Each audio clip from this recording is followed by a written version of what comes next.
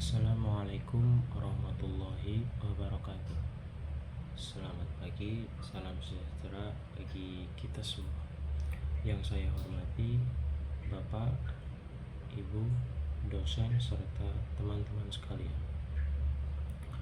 Puji syukur kita panjatkan kehadirat Tuhan Yang Maha Esa, karena atas nikmatnya kita dapat berkumpul hari ini dalam keadaan sehat.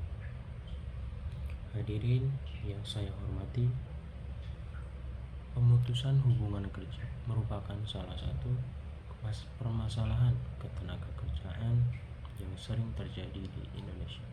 Dalam beberapa tahun terakhir, kondisi ekonomi global, perkembangan teknologi, serta transformasi industri menyebabkan banyak perusahaan melakukan efisiensi tenaga kerja.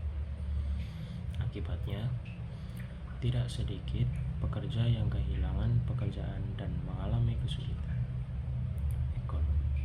Berdasarkan dari data Badan Pusat Statistik, perubahan kondisi ekonomi dan industri meningkatkan angka PHK di berbagai sektor pekerjaan. Kondisi ini tentu menjadi perhatian serius karena PHK tidak hanya berdampak pada pekerjaan, akan tetapi juga berdampak pada keluarga dan stabilitas ekonomi masyarakat.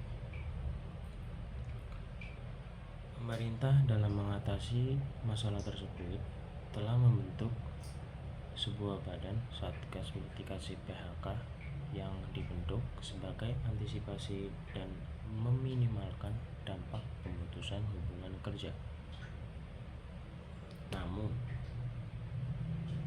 pertanyaannya, apakah Satgas Mitigasi PHK ini benar-benar sebuah solusi nyata atau hanya sebatas wacana kebijakan saja? Teman-teman sekalian, pada dasarnya pembentukan Satgas ini memiliki tujuan yang baik. Pemerintah hanya ingin menciptakan langkah cepat dalam menangani ancaman PHK, membantu pekerja yang terdampak, serta menjaga stabilitas hubungan industrial antara perusahaan dan pekerja. Jika dijalankan secara efektif, mitigasi PHK ini dapat memberikan beberapa manfaat seperti membantu mediasi antara pekerja dan perusahaan, memberikan perlindungan terhadap hak-hak pekerja, membuka peluang pelatihan dan penempatan kerja baru bagi korban PHK. Selain itu, kebijakan ketenagakerjaan yang baik juga dapat menjaga stabilitas ekonomi dan kesejahteraan masyarakat. Namun demikian, efektivitas kebijakan ini tetap perlu dipertanyakan. Jangan sampai Satgas hanya menjadi formalitas tanpa tindakan nyata di lapangan.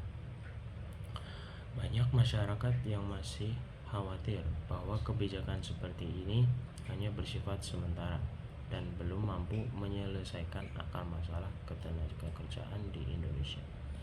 Oleh karena itu, keberhasilan Satgas ini tidak hanya bergantung pada pembentukannya saja, akan tetapi juga pada keseriusan pemerintah, pengawasan yang jelas, transparansi kebijakan, serta kerjasama antara pemerintah dan perusahaan dan masyarakat. Hadirin yang saya hormati, sebagai generasi muda dan calon tenaga kerja, kita juga perlu memiliki sikap kritis terhadap kebijakan pemerintah. Kita harus mampu memahami apakah suatu kebijakan benar-benar memberikan manfaat bagi masyarakat atau hanya menjadi wacana tanpa pelaksana yang jelas. Dengan adanya pengawasan masyarakat dan partisipasi publik, diharapkan kebijakan ketenagakerjaan di Indonesia dapat menjadi lebih baik dan benar-benar melindungi hak-hak bekerja. Demikian pidato yang dapat saya sampaikan. Semoga pembahasan ini dapat menambah wawasan dan meningkatkan kepedulian kita terhadap masalah ketenagakerjaan di Indonesia. Mohon maaf apabila terdapat tutur kata yang kurang jelas, pemilihan kata yang kurang tepat, dan kesalahan dalam penyampaian. Terima kasih atas perhatian teman-teman semua. Wassalamualaikum warahmatullahi wabarakatuh.